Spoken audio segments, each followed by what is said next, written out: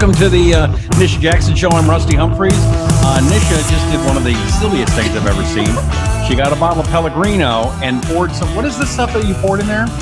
So this is the new product and the new company that we have. It's called Brand X. Yeah. And this right here is going to set you free. This is a berry stick. And we put the stick, which is an energy powder, into a bottle of water. I just happened to be not paying attention. Do not do the Pellegrino. Do regular water. But you could use Pellegrino or champagne, whatever you want. But no, not champagne. I'm just kidding.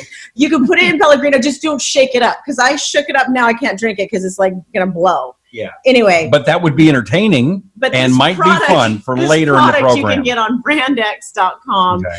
It is the natural rival to 5-Hour Energy and much better for you. By the way, we have a spokesmodel back there. If you would please, Vanna, if you'd please just point at the bottle of water and do a Vanna White kind of thing, that'd be great. Thank you. Very, very nice. Excellent. Who is her?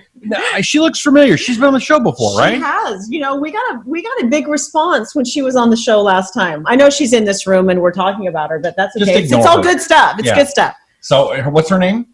That's Jennifer, and she's going to be joining us today. We talked about vibration last time she was here. And you opened it. What are you thinking? What are you doing? This is not working out so well. No. It's my birthday. It looks like bubbly. Don't do that. Okay, well, drink it now and then it'll be okay. If you guzzle it. We're good. Okay. Anyway, we did a show on vibration when Jennifer was here last time, and it was an amazing show. It was very impromptu, as today is kind of impromptu. We just drug her off the street and asked her to come in and do a show on meditation and what 2020 really means energetically. Yeah, she came in. It's going to be very interesting. She said hi, and I said, "Guess what? You're going to be on the show today." What? Yeah, you're going to be on the show. And so she's doing great. I'm super happy about this. I know she's going to be awesome. Okay. All right. Any kind of setup we need? Anything else you wanted to get to before we got to our No. I think I've done enough damage today. I've got my berry Pellegrino going. Okay. In keeping with the theme of power and energy, she is going to switch places with me. Yes. In 3, 2, 1. Okay, I'm back here. You're going to be at the start of the show. Nisha, you're interviewing. I'm just going to get out of the way. So you guys have fun and be all energetically awesome. All right. Thanks, Rusty. All right. Got it, Rusty. So today we have Jennifer Amman here. She's going to be talking to us about what does 2020 mean energetically speaking, which I love talking about that kind of stuff because I think it's relevant to our lives. And some people are more into it than others. I happen to be very much into it because I find it super interesting.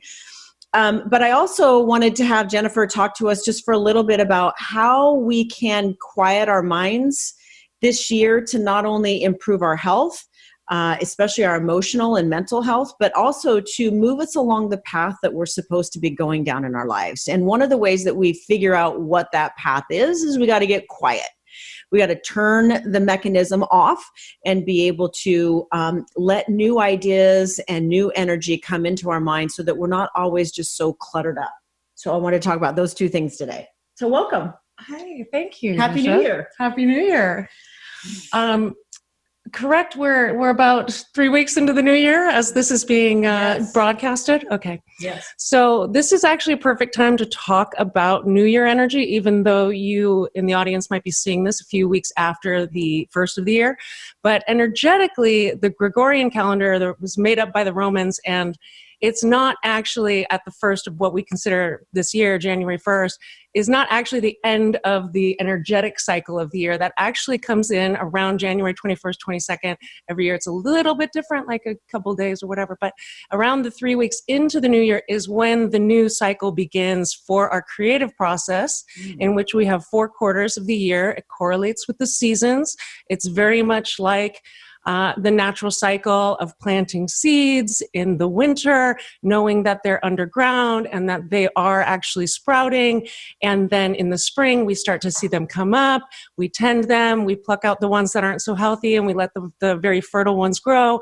The summertime is when we get to kind of tend them and make sure that the bugs aren't coming in and things aren't, eating away our new sprouts. And then in the fall, we get to reap the harvest. So that's really the creative cycle. And I use the the idea of planting our seeds, and what I'm actually metaphorically talking about is planting intentions of what we want to create for the year. And so in January, February, we talk about, we talk about it in January, really, we talk about New Year's resolutions. And so these are really the seeds that we're setting, right? But because we're not actually in the new initiating cycle until the third week of January, this is a big reason why people fail at the New Year's resolutions, because we're not in the space January 1st to actually start new things. We're still ending. I didn't know that. Yes, we're still ending the cycle of the year. Oh, we're not in initiating energy. That's why people take a little bit longer to kind of get in a groove. Absolutely. Yeah. I don't feel so bad now. I know, no one should. We all kind of need to understand that this cycle is a natural cycle and we're a part of it. And so the idea that we're supposed to initiate something when the energy is still finishing the previous year is very confusing. And then a lot of people feel like they failed. And after 3 weeks, they're like, I didn't do it. I failed at my resolutions. It's such a common thing. And it's actually because, it's just the timing is much better to start right now at about 3 weeks in. Very interesting. So what would you say that you feel, in my last show, we talked about how 2019 was such a great year for sort of weeding out things that weren't serving us well. And people, I know a lot of people, myself personally, a lot of people around me spent a lot of the year identifying things that were not serving them well, whether it be internal beliefs or people around them. Or their career path, that they identified things that weren't working for them very well, and they had the courage to get rid of them and change their course. So that energetically, 2019 was a bit like that. But 2020, for those who took that seriously, they're ready to launch. I mean, they're ready to go. Mm-hmm. And we still have time to we always should be weeding out things that aren't working for us and serving us well. Mm-hmm. But maybe you could talk just a little bit about what 2020 means as far as energetically speaking, as far as giving us a lot of movement towards success and reaching our goals. Yes. 2020 is supposed to be a very powerful, momentous year in terms of being able to do exactly what you're talking about, moving towards the direction of our dreams and being able to see more of that come to manifest versus the last few years have been a lot of kind of sticky energy. It's like, it's that 2 steps forward, almost feeling like you're taking more than 1 step back. It's almost like a step and a half back. And you're like, wow, why can't I get to where I'm intending to get? I feel like there's been a lot of that energy, even though people have been doing a lot of work around getting clear on what they want and putting the right efforts into kind of getting rid of the old kind of fear states and things that are holding them back or limiting them. And then feeling kind of frustrated that they don't have enough forward momentum to see the results. And so I think this year we'll see a lot more results. Yeah, and awesome. There is still going to be a little bit of push and pull. And so we have to, I think one of the big lessons this year is to really cultivate faith in your process, trusting the process, trusting that, again, like the universe has your back or higher power has your back, whatever your belief system, energetically, your way of thinking about it in terms of higher power or universe, it is supporting you. I love that. Trust the process. I have a shirt, a workout shirt that says trust the process. And it's such a great, simple little sentence. It's just such a great affirmation to say, trust the process. Because so many times we stay in our head, we're on a path and we know in our heart, we know intuitively that we're on the right path. We're doing the right thing. But then our head gets involved and we start questioning, oh, maybe this isn't right. This could end really badly. This might not be the best thing for everybody else, even though it's the best thing for me. And so then you question yourself. But I love just telling yourself, stop and just trust the process. Yeah. That's such a cool thing to say. It's huge. It's huge. And I think, our heads do get in the way because we want, our mind is very set on trying to either control everything. And so we want to know exactly how things are going to work.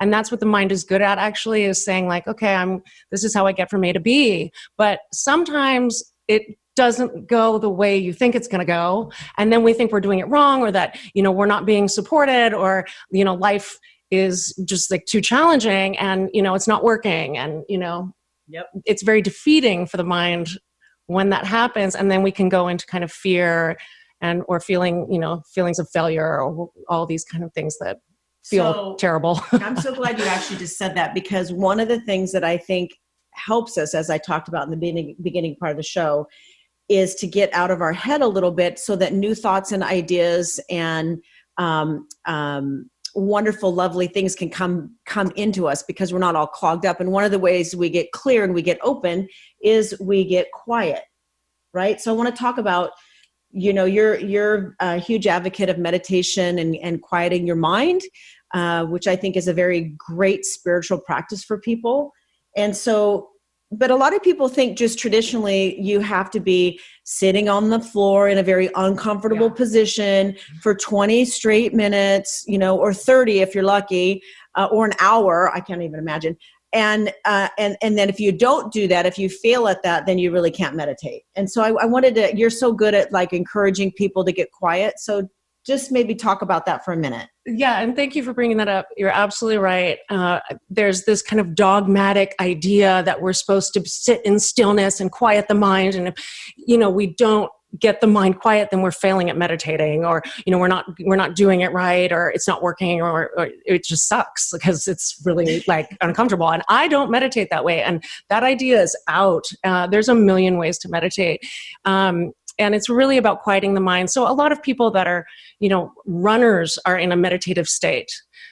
People that are, you can listen to, there's all these apps now. I mean, I think all of that is really valuable and valid. And there's so many approaches. I actually have a really active mind, so I need to lay down when I meditate. And it puts me in the prone position. It actually gets my head to quiet in a stronger way than if I'm sitting upright. Maybe I should lay upside down, since I can't turn my brain off. Maybe that would be even more impactful. Well, and I don't meditate without listening to something. I always listen to something. And so I think guided meditation is great, especially for people that, have a problem kind of just sitting in quiet and the racing thoughts. And also don't judge yourself for having your mind and going back into thinking, whatever about life and about, what your day to day is when you're trying to meditate, because that's what the mind does. And so it's just to like notice. And as you practice, meditation is a practice, and it takes time, and you get better at it, and you get more and more relaxed in the mind, and you can, get into higher frequency states and, gamma brainwave states and all of that.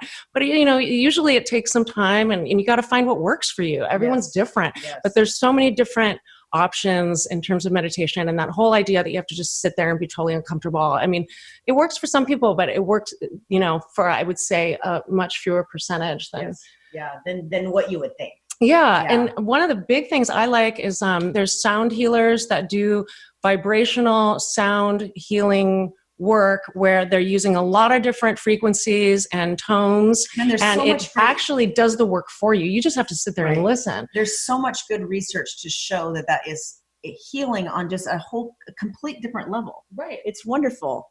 And you're right. There are apps. I just downloaded an app recently called Insight. And it's such a great app. There's thousands of different meditations, different categories of meditations. But the goal is to turn your brain off, because we don't really get a chance. If you think about it, we've trained our bodies and our minds to be constantly stimulated. And whether it be our phone, our computer, our TV, our work, whatever, constantly having input coming into our brain, and our brain wasn't wired to withstand that constant stimulation, overstimulation. And so I love that. I meditate every day when I exercise, because when I'm out I love being in nature. I love being outside. I try to be outside every day. That's my time to just open up my mind and really think, how do I want my day to be? Like what is my best self that I can put forward today? And just thinking about how to respond and what kind of person, what kind of loveliness do I want to put forward today? And for me, exercise is a really good time for me to do that. I don't really listen to anything else. I'm just kind of quiet. Mm-hmm. But you can do it. You can do it 10 minutes before you go to sleep at night. I mean, you could do it at 3:00 in the afternoon when your head's about ready to blow off your shoulders from stress. You could go just put your shoes on and walk outside for 5 5 minutes.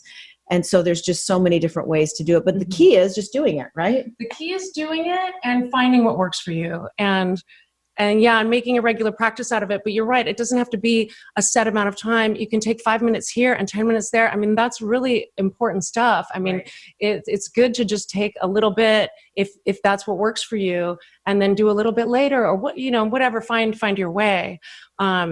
And there's no one way. But if you want to find this sound healing stuff that I'm talking about, Jonathan Goldman at healingsounds.com has a lot of great stuff. You can download MP3s or order CDs if that's your deal, whatever.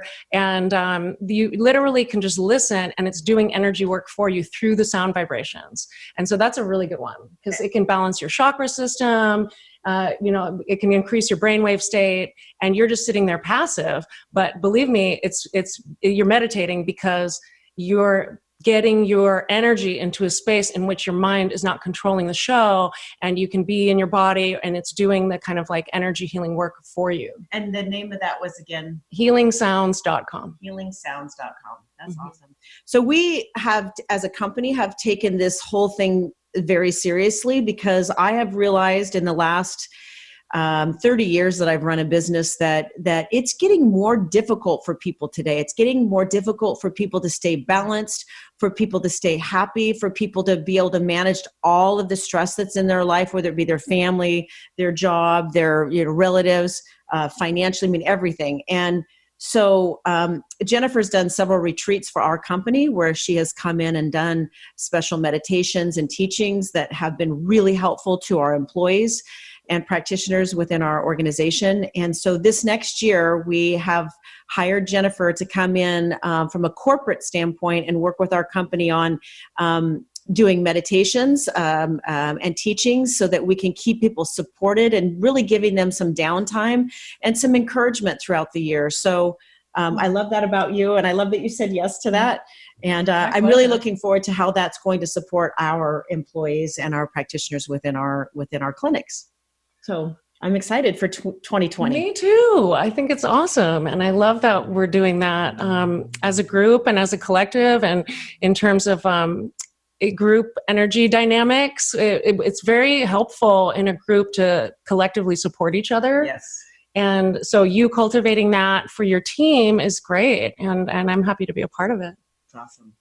Well, thank you for joining us today. We will have Jennifer back again in the future and tackle some other topics about energy and quieting your mind and looking also at really manifesting some of the things that we really want to move towards in our lives, whether it be financially, emotionally, mentally, the kind of friendships, soulmates, and so many of the things we can achieve that we just need to believe it. We need to believe that we can move towards that. And most of what we want to be focusing on. We talked about that at our last show, about really feeling what you want, really having the emotion like, this is what I really desire, this is what I really want. And then feeling all of those emotions connected to that, because what it does is it puts you on almost like a fast pass to get it. And it sounds too good to be true, but it really is. Wherever your mind goes, there your body goes also. Your whole life goes that way. So Happy New Year again, and thanks for joining us, and we'll see you next time. Go to NishaJackson.com. Oh, NishaJackson.com. Rusty's so good at this. Have a great day.